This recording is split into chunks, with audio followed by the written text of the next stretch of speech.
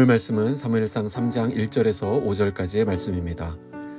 아이 사무엘이 엘리 앞에서 여호와를 섬길 때에는 여호와의 말씀이 희귀하여 이상이 흔히 보이지 않았더라.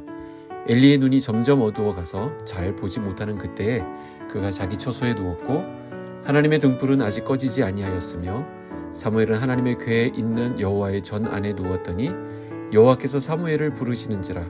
그가 대답하되 내가 여기 있나이다 하고 엘리에게로 달려가서 이르되 당신이 나를 부르셨기로 내가 여기 있나이다 하니 그가 이르되 나는 부르지 아니하였으니 다시 누우라 하는지라. 그가 가서 누웠더니. 할렐루야, 복된 아침입니다. 오늘도 주님 안에서 행복하시고 말씀, 은혜, 기쁨 충만하시기를 소원합니다.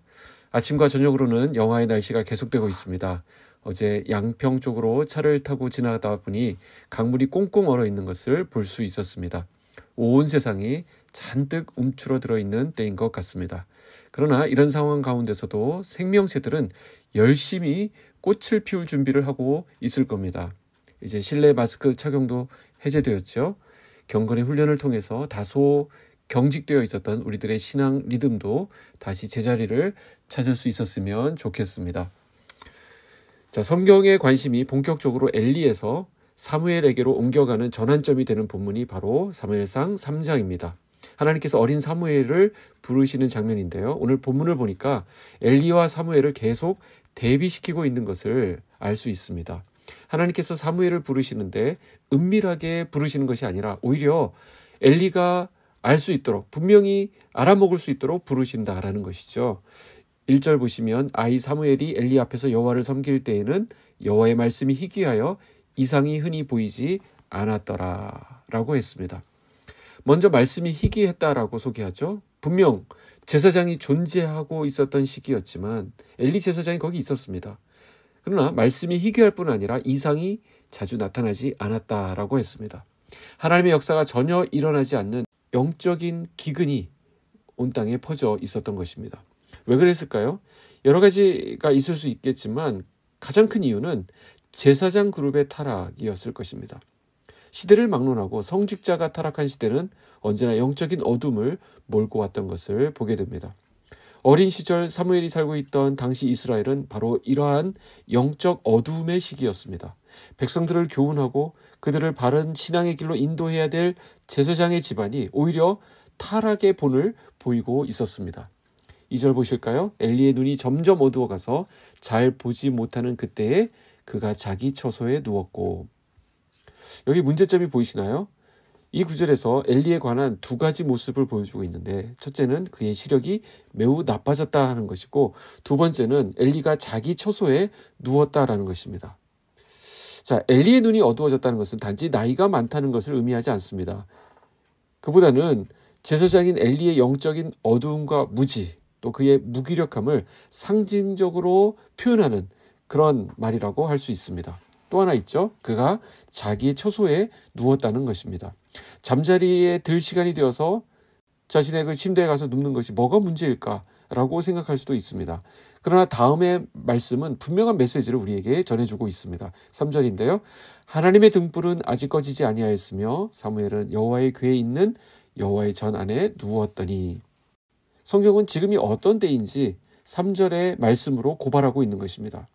지금 여호와의 전은 등불이 꺼지지 않은 상태입니다. 그 말인즉 자기 처소로 가서 누울 때가 아니라 여호와의 전 앞에 엎드려 있어야 할 때라는 것입니다. 엘리는 눈이 어두워서 한 치 앞도 내다볼 수 없기 때문에 자기 처소에 그냥 가서 누웠습니다. 반면 사무엘은 어떻게 합니까? 하나님의 전 안에 누워 있습니다. 어디서 누웠느냐라는 부분도 중요하겠지만 본문은 더 중요한 사실을 부각시키고 있는데 그것은 하나님의 등불이 아직 꺼지지 않았다라는 사실입니다. 여기서 말하는 하나님의 등불이라는 것은 말 그대로 성소를 밝혀주는 그 등불일 수도 있습니다. 그러나 이것은 분명 상징적인 의미를 담고 있습니다.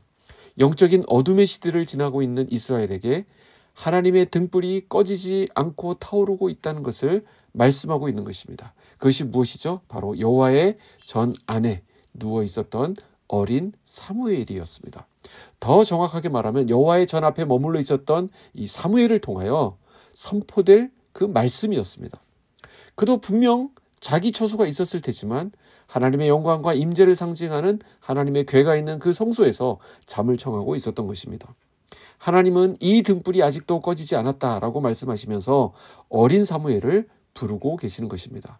내 등불이 아직 꺼지지 않았으니 그 등불 들고 세상으로 나가지 않을래? 라고 물으시는 것입니다. 사무엘이 이렇게 말씀합니다. 나중에 보면 말씀하옵소서 주의 종이 듣겠나이다 하면서 하나님의 등불을 높이 들었더니 어떻게 됩니까? 하나님은 사무엘을 귀하게 사용하시고 그의 말이 하나도 땅에 떨어지지 않도록 높여주시는 것을 볼 수 있습니다.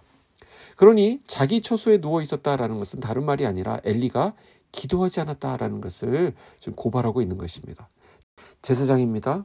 또 영적 리더입니다. 그러나 자기 민족 가운데 하나님의 말씀이 나타나고 있지 않음에도 불구하고 그는 기도하지 않았습니다. 자녀가 타락해서 계속 죄를 짓고 있는데도 그는 기도하지 않았습니다. 자, 이것이 어찌 지금의 목회자들에게만 해당하겠습니까? 기도해야 할 때 기도하지 않는 우리 성도들을 향한 말씀이기도 하다는 것이죠.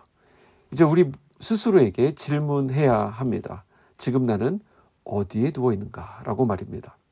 엘리처럼 내 육신을 편안하게 해주는 인간적이고 세속적인 초소에 누워 있을 것인가? 아니면 하나님의 능력과 영광이 임재하는 그 장소에 머물러 있을 것인가?